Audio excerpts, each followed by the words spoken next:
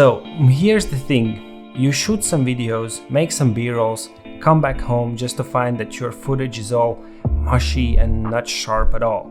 Is there a fix for that, even if you're shooting with Sony a6000? I'm honestly no expert, but I think I'm squeezing out the maximum of my Sony a6000. So I thought I could share with you what exactly I do to get the sharpest footage possible. So we'll start off with things I do before shooting, like camera settings, format, etc. Then I'll tell you what impact lenses have on the sharpness of your videos. And after that, I'll show you the most important parts in the editing process. And finally, what are my export settings for YouTube, because that matters a lot. Check out this B-roll and stick around if you want to learn how to get results like this.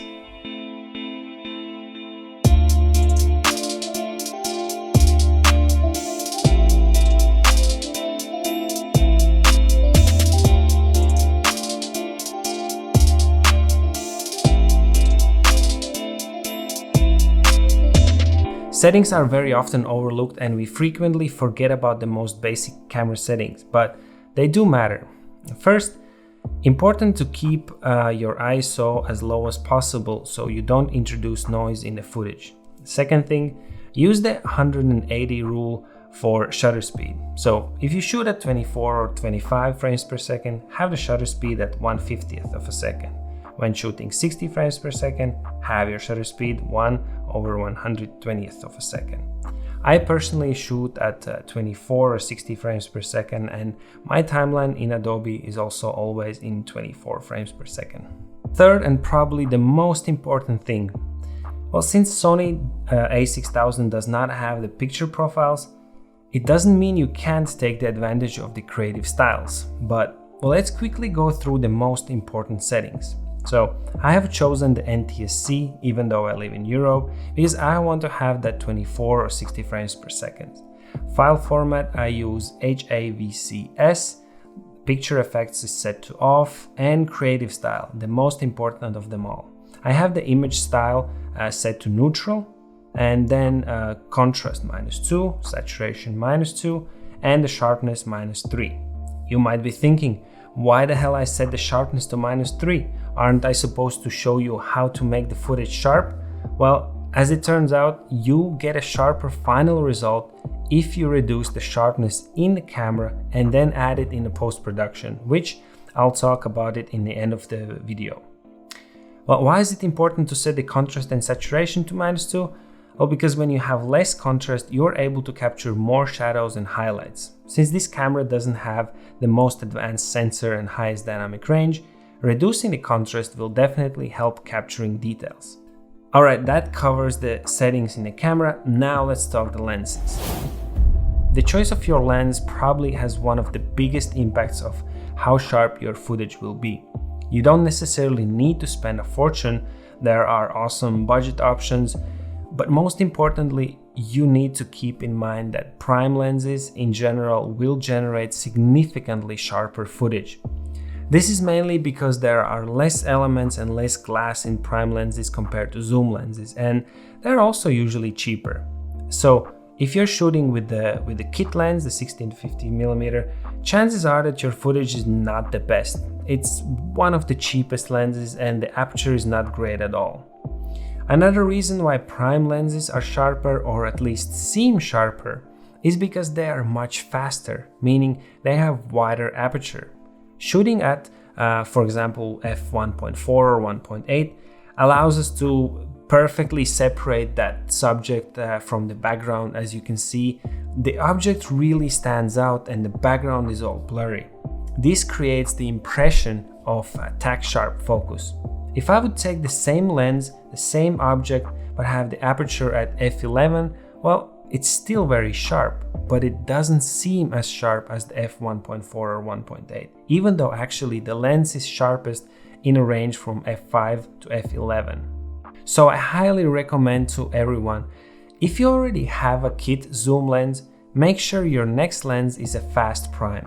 And as I said, it doesn't have to be mad expensive. You will see a major difference even with the cheapest Sony or third-party manufacturer lenses. Before we go on with the editing and exporting settings, I just want to quickly mention that it's also important to have your shots stable, slow, and without the shake. The steadier the shot, the sharper it will be. If you shoot moving objects handheld with the lens that doesn't have OSS, well, it's not going to be as sharp as when your camera is on tripod without movement. So keep that in mind. All right, now to editing. So as I said, I have my sequence set to 24 frames per second, and the resolution is 1920 by 1080, same as my videos. If any of them are shot at 60 frames per second, I like to modify and assume the frame rate to 24 frames per second. That gives me that more than double slow motion, and I don't have to slow clips down one by one. Okay, but the devil hides in the details. Well, in our case, in Lumetri color. Since we had the contrast and saturation and sharpness brought down in camera settings, we need to bring them back up using Lumetri, and also based on our wishes and also what the Lumetri scopes tells us.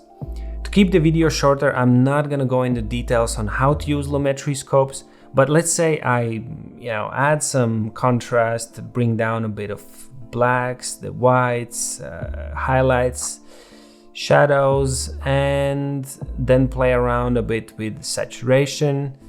Okay, that's very simple yet decent color correction, and this is actually what I do with most of my videos. I usually don't go too crazy with the over editing. And before we go to export settings, there is one last very important thing to do. Yep, the sharpness. And we need to bring it back right here. I usually have it anywhere from 15 to 20, but just don't go over 25 or 30, as that will create a weird effect and footage will start to actually look choppy. Well, yeah, simple as that. And last but not least, the export settings. It might sound a bit illogical, but hear me out. Even though my footage is full HD, I'm choosing the YouTube's 2160p 4K Ultra HD preset. I know that it means that each clip is upscaled to 200%, but I do this because it has to do with YouTube's codec. When you upload the 1080p video, YouTube will use AVC1 codec for your video unless you have a few 100,000 subscribers. This is their sort of lightweight codec, which, at least for my videos, don't really fit the full HD standard. It loses the quality quite significantly compared to what I see when playing the video, for example, on my laptop. However, when you upload a 4K video, even though it's upscaled to 200%, YouTube will use the BT709 codec, which gives significantly improved video quality. Alright, that was a lot of info, but I promise we're almost done. I don't change anything under the basic video settings or encoding settings or any other section except bitrate settings. So here I always use variable bitrate with 2 passes, and I set the target bitrate to 40, but maximum bitrate 20% more, which is 48 megabits per second. You might think, why not put like 80, 96? The more the better, right? Well, not really. The reason for these specific numbers has to do with the camera's capabilities. Sony a6000 is able to record 50 megabits per second, so you don't want to export with a higher bitrate, otherwise some strange stuff is going to be visible in your videos. Alright, and finally I checked the use maximum render quality box and I'm good to go. Alright, and just some final words. Of course, all of the things I just told you will not give you the sharpest footage on YouTube ever, because there are tons of cameras and lenses that are better than a6000, like full frame cinema cameras, shooting in 4K, etc. But what's important to see, if you have the improvement over the shots that you had before, that actually is all that matters. And honestly, I really hope your next video will be sharper. If you got some useful info out of this video, let me know in the comments, and if you want to learn something new next time you see me, consider subscribing.